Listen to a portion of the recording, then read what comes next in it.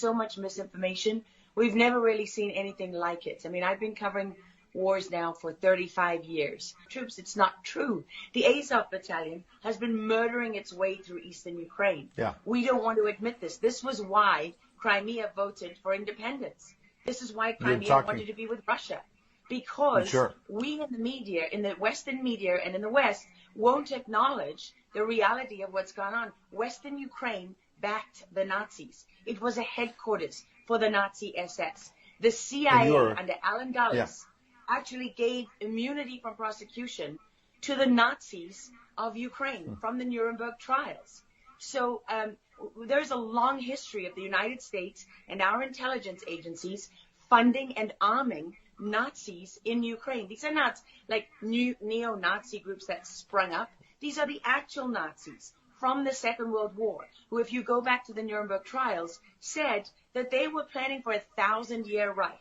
And so you have to really wonder, as you look at this, when you know that the CIA sponsored the Color Revolution in Ukraine in 2013 and 14, that they selected Ukraine's leaders, go to Victoria Nuland's leaked phone conversation where she and the U.S. ambassador are deciding who can lead Ukraine. I mean, there's as much interference here as you could possibly imagine before you even get to Hunter Biden, Nancy Pelosi, John Kerry, and Mitt Romney, and all of their children who are employed, who earn millions from Ukrainian gas companies.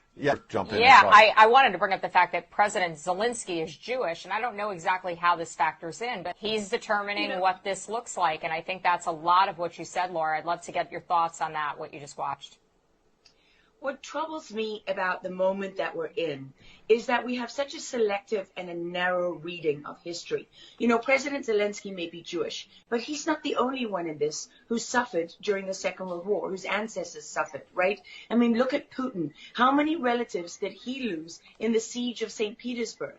People don't know their history. They don't know what made Vladimir Putin. And I'm not I'm not defending him. I don't need to defend Vladimir Putin. My job as a journalist is to try to understand what is the truth here. I don't like being lied to.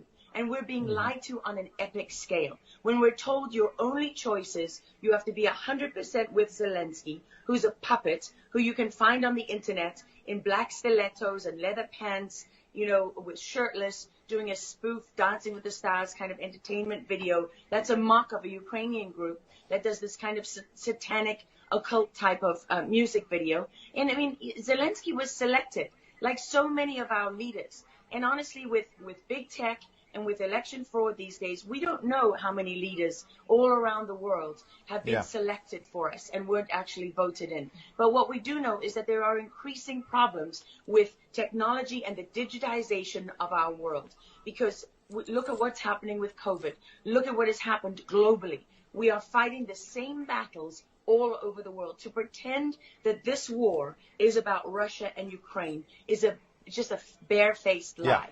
If Putin has been warning for 15 years that he is not going to stand by while the globalists take over the world, build bioweapons facilities and whatever else they're doing in Ukraine, Ukrainian oligarchs. Ukraine has been a center of money laundering for, you know, many of the leaders in this country. For how long?